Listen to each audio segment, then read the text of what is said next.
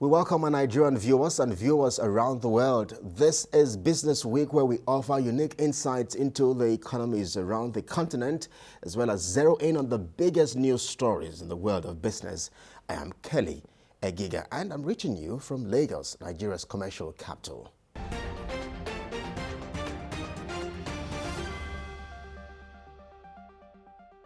Thank you for joining us. Now, there's no doubt that the persistent power crisis affecting Nigeria will persist unless the government diversifies the energy resources. And so our focus on the show today is on the access to clean, modern energy services, which is an enormous challenge facing the African continent. Well, this conversation will take center stage in just a moment, but let's run you through some stories that trended last week. For several years, Nigeria's oil and gas sector has been synonymous with opacity. Until 2018, the accounts of the NNPC had been shrouded in secrecy in violation of the act establishing it. Generally, the operations of many government agencies in the oil and gas sector were kept away from public scrutiny, giving room for corruption. Distinguished ladies and gentlemen, this summit is one of the contributions of the House of Representatives at helping to eradicate graft and make the sector more efficient, especially in view of the new Petroleum Industry Act.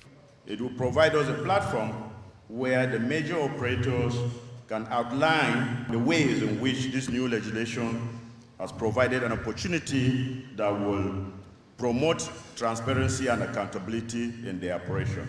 Our objective must be to use policy instruments to improve the industry's outlook and maximize its potential for however long that is possible.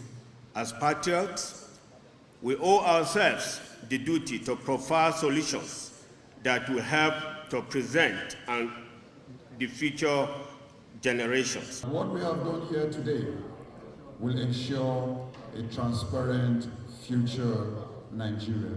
For the NNPC Limited, crude theft remains a huge challenge in Nigeria, with about 60% of the nation's revenue being lost to the vice. But it acknowledges some breakthrough with the engagement of private security contractors. So far, 2 trunks have been restored, but NNPC also raises the alarm on threats to life as a result of the fight against crude theft. We are open to an open forensic audit of everything we are doing, and we are inviting it, so that the Nigerians will know what we are doing. But it is not possible for you to buy fuel at 170, 165 naira when your actual cost is far, far away, twice that value. Discarding confidential clauses in contract agreements, consistent and transparent audit of NNPC Limited, and regular audit of its physical assets are some of the suggestions made to attain transparency and accountability in the oil and gas sector. Investing in young businesses in Africa formed part of discussions at this event, which is an initiative of the European Union. Team Europe Initiative is here with young business owners with a view to understanding the Africa business climate and doing its part in growing young businesses.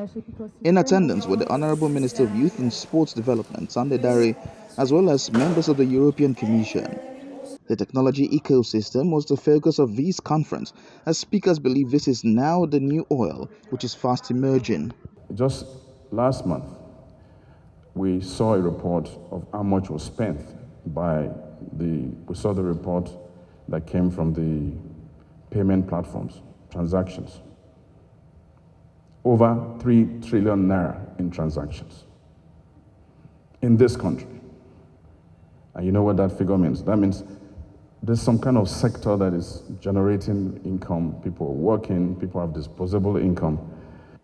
And that, as much as possible, speaks to what we have and the potentials that are out there. So, with Nigeria having over 53% of the youthful population aged 15 to 65 and a median age of 18, the team is here in Nigeria to understand the power of this demography and how the world can significantly invest in an ever-vibrant population. Young people make up, today Lagos population, over 60% are young people.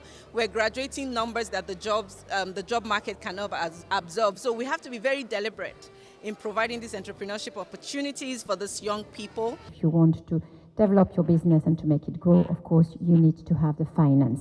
But not only finances. Of course, you need the skills, the experience, the ability to develop your business model. The answer is in our hands. The stern speech from the United Nations chief sends a direct message that delay is dangerous. UN scientists in a report say the planet has already warmed 1.1 degrees since pre-industrial times and must be limited to 1.5 degrees Celsius by 2100 to avoid the worst effects. But experts predict carrying on with the current policies would lead to a rise as high as 2.8 degrees Celsius this century. In the meantime, the United Nations says progress on cutting the emissions that cause global warming has been woefully inadequate since COP26 in Glasgow last year. We are on a highway to climate hell. Mr. Guterres described climate change as the defining issue of our age and the central challenge of our century, and called for a climate solidarity pact. How will we answer when baby 8 billion is old enough to ask, what did you do for our world and for our planet when you had the chance? Excellencies, this UN climate conference is a reminder that the answer is in our hands. And the clock is ticking. We are in the fight of our lives and we are losing. Greenhouse gas emissions keep growing. Global temperatures keep rising. And our planet is fast approaching tipping points that will make climate chaos irreversible. We are on a highway to climate hell with our foot still on the accelerator. The war in Ukraine, other conflicts have caused so much bloodshed and violence and had dramatic impacts all over the world. Under the Paris Agreement in 2015, countries agreed to aim to limit the temperature rise to 1.5 degrees.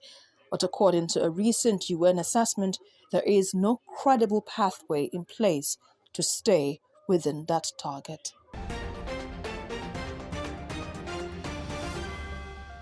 You're welcome back. This is Business Week. Let's head into our big conversation now, shall we?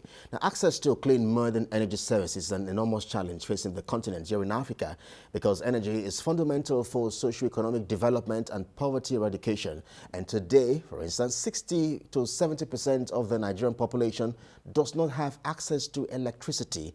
There is no doubt that the persistent and constant power crisis afflicting Nigeria will persist unless the government perhaps diversifies the energy sources in domestic, commercial and industrial sectors and also adopt new available technologies to reduce energy wastages and to save cost. Nigeria, for instance, could benefit from the targeted intervention, just like every other country here on the continent, that would reduce the local air pollution and help the country tackle greenhouse gas emissions. Well, let's examine many factors that need to be considered and appropriately addressed in the shift to its sustainable energy future. I mean, for Nigeria, of course, and the continent. And for instance, the 2022 United Nations Climate Change Conference, more commonly referred to as COP27, is the 27th United Nations Climate Change Conference and is being held currently from the 6th of November until 18 November 2022 in Sharm el-Sheikh in Egypt. Now, around 90 heads of state and representatives from more than 190 countries are already in Egypt for this hybrid event. Well, let's get to discuss this with my guest, who is a smart, progressive and forward-looking man. He's the managing director and CEO of A Solar Systems Nigeria Limited. He also partners the London School of Economics on mentorship and development here in Nigeria. Mr. Hakeem Shagaya, thank you indeed for agreeing to speak with us here on Business Week. All right, thank you. Yes, Mr. Hakeem, let's begin our conversation by doing an assessment of the state of power here in Nigeria and perhaps the continent. Just how or what exactly would you describe as your initial assessment? From my perspective, the state of power sector in Nigeria has been stagnant. Nothing has changed. I think we're all aware of what that state is. in terms of my opinion on how it has affected businesses, that has also not changed. It's always been difficult for businesses to operate in the Nigerian space because you have to make accommodation for alternative, which usually is in the form of generator and diesel. Yes, it's a huge problem for production and productivity, but some would argue that still within the economy, many industries are still thriving, but just in a harder way. But yes, we don't have enough power. Everybody knows this, and we distribute a lot less than we have installed capacity as a country. All right, Mr. Hakeem, and that perhaps is the basis for the drive or switch to renewable energy, as we can see the global community embracing it. But paint a picture of just how we are responding to that switch here in Nigeria and, of course, the continent. If we are following technology trends in the world, it's inevitable that the African continent is going to adopt more renewable energies going forward. And the pace in which different countries adopt it will be different.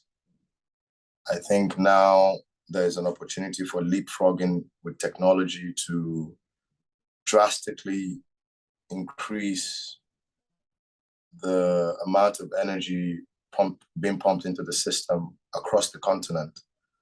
Some very interesting deals have happened in Africa in the last couple of years. Notably, Angola built almost a 740 megawatts. That's the largest power plant in sub-Saharan Africa.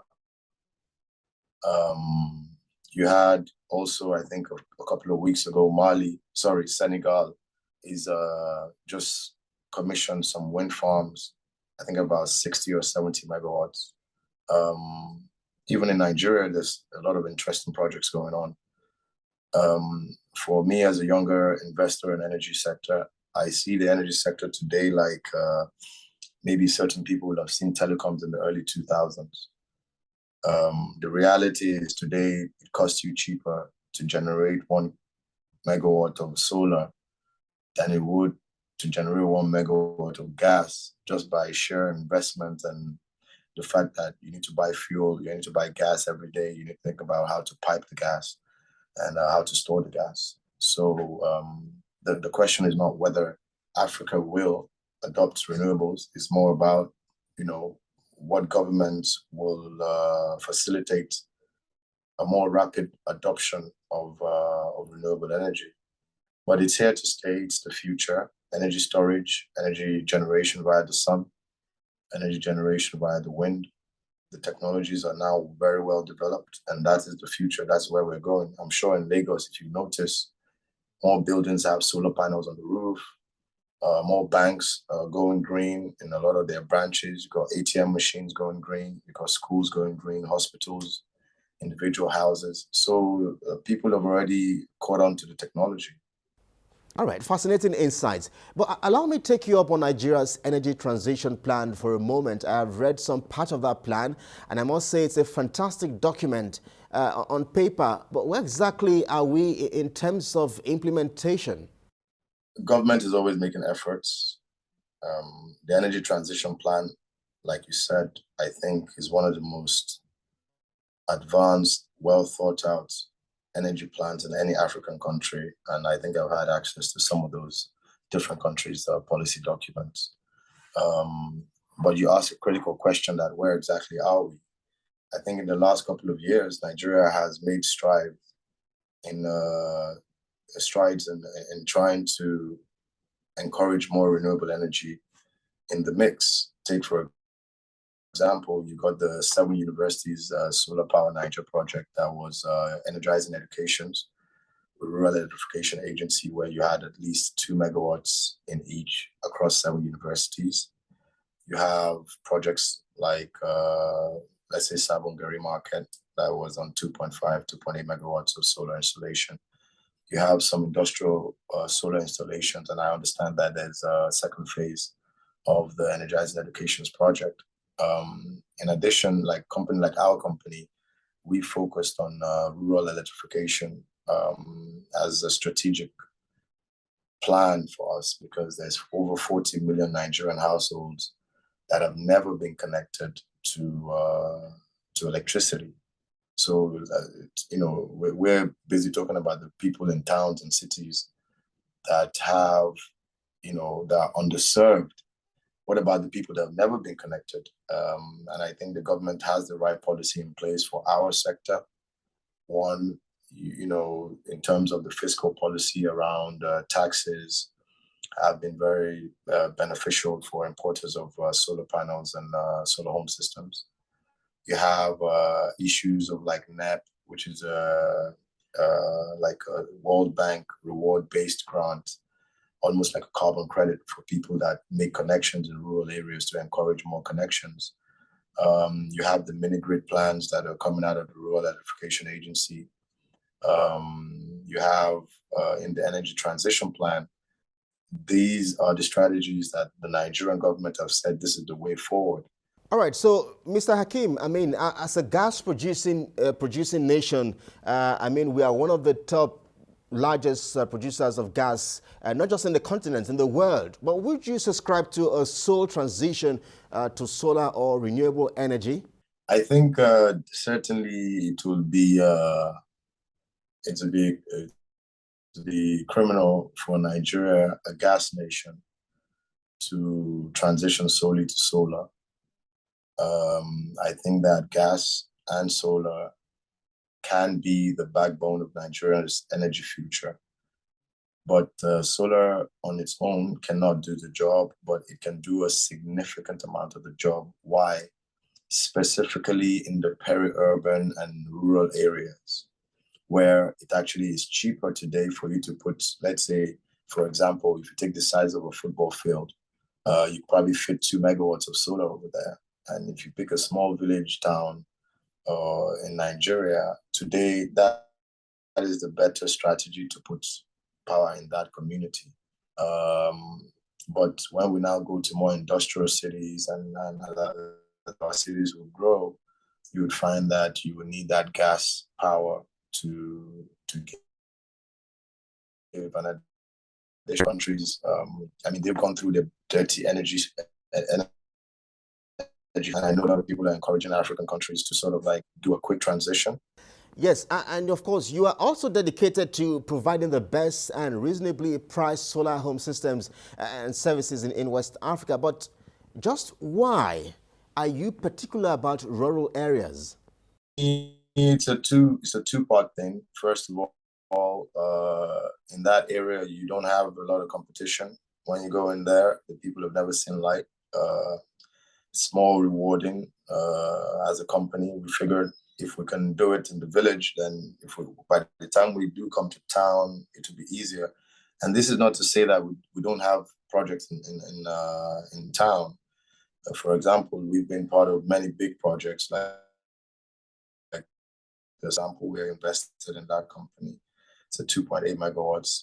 We also facilitated like industrial solar installations. We have a 1 megawatt in Abuja, and we've installed other 100 kilowatts, 200 kilowatts in different locations. But for us, the reason for the rural areas is that they've been properly mapped, and then they've never had access. And then we've developed a technology that allows us to collect money via their mobile phones directly. So it means that the farmer in the village can use this credit to pay me, or in some cases now we do crop for energy, where farmers are giving us crops, and then we're getting companies like Afex and Thrive Agric to sort of process that and then pay us the cash equivalent of that. I think it's a more critical part, especially SDG goals number 7 is to address access to clean and sustainable energy. So as a company, we took that stance about 3 years ago.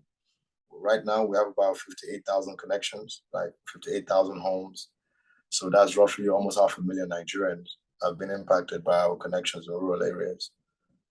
That's a little bit more rewarding, and will make more profitable business in in other types of transactions. We're currently working very hard as well with our partners from the US to do much larger grid-sized power plants. And can I also ask you about the level of acceptance in these rural areas in Nigeria and West Africa and the continent at large?